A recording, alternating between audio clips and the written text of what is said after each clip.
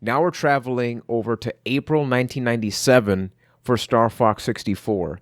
And I think this game is like super relevant now in a time where in modern gaming people always ask like, oh, this game is 6 hours long, only 6 hours long, it's not worth it, right? You can look at Metroid Dread, and when that game came out, people's complaint is this game's not worth 60 because it doesn't last 40 hours. Yet you go back to 97, and I mean, this is one of the shortest games of all time, just as far as like on average the game takes 2 hours to beat. This is according to howlongtobeat.com, and it is one of the top 10 selling games for the console. What's interesting here too is like the three of us were really going in, me having been the only one that beat it back in the day, which is not saying much because I mean the game is like less than 2 hours, right? But either one of you, let's start maybe with Keith, knowing about it but finally getting a chance to sit down and play it. What you think of it? I actually really enjoyed my time with Star Fox overall.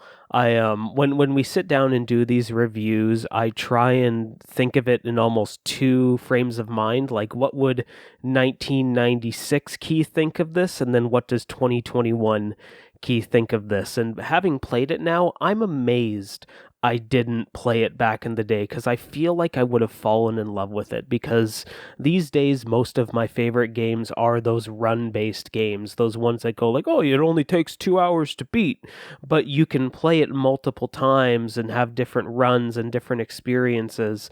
And I feel like this and the original Star Fox are some of the first mainstream examples of that. So I feel like I would have loved it back in the day, and honestly have no idea why I didn't play it. And with the exception of a few things that we'll touch in this episode, I overall enjoyed my time with Star Fox 64. I had a good time with it.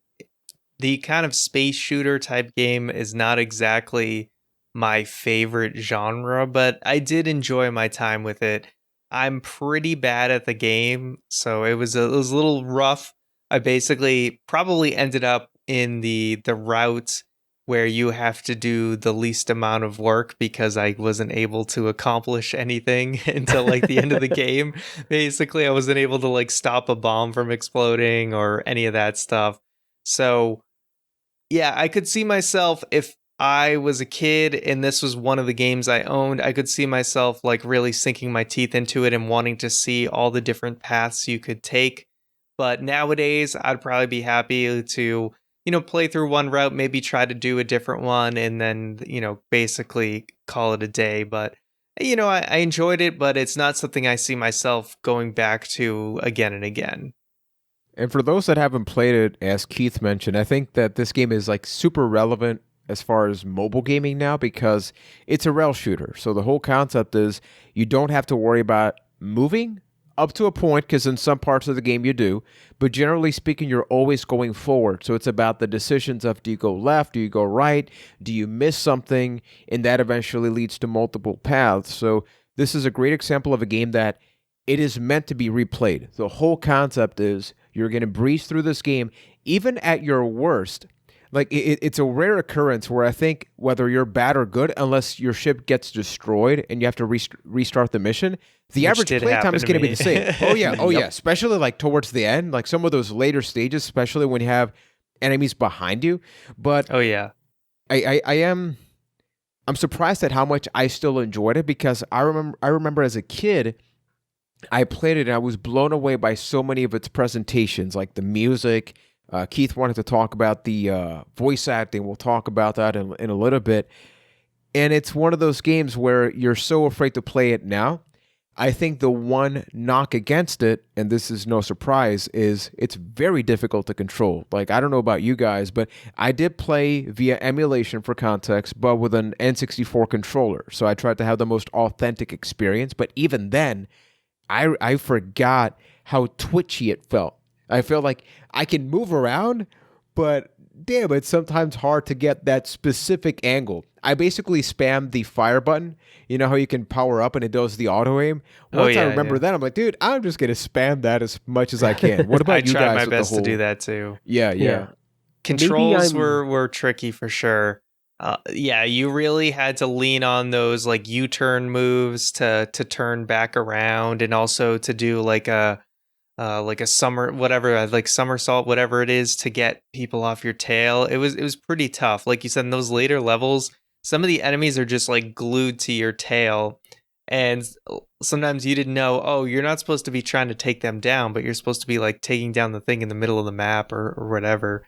So it does get a little tricky. And same thing, you probably want an N64 controller if you want to play this game. Yeah. So if you're trying to do this on Switch Online and you don't have that $50 controller that's getting scalped, Man, with the Joy-Cons? up the wazoo, you're in trouble. Yeah, with you're the in trouble. Joy-Cons, good luck with that. And maybe I give this a little too much leniency, but to me, like the finicky controls and learning how to work with them, like for me, that's part of the experience. Like every game that we go through to review that's from an era like Super Nintendo, N64, I always give myself that I'm going to suck at this real bad for the first hour or so, and then eventually learn the controls. And by the end of it, it's fine. And I found that to be the case with Star Fox. Like it was rough that first time through that first couple of levels, but eventually it kind of clicks, and then it was okay for me.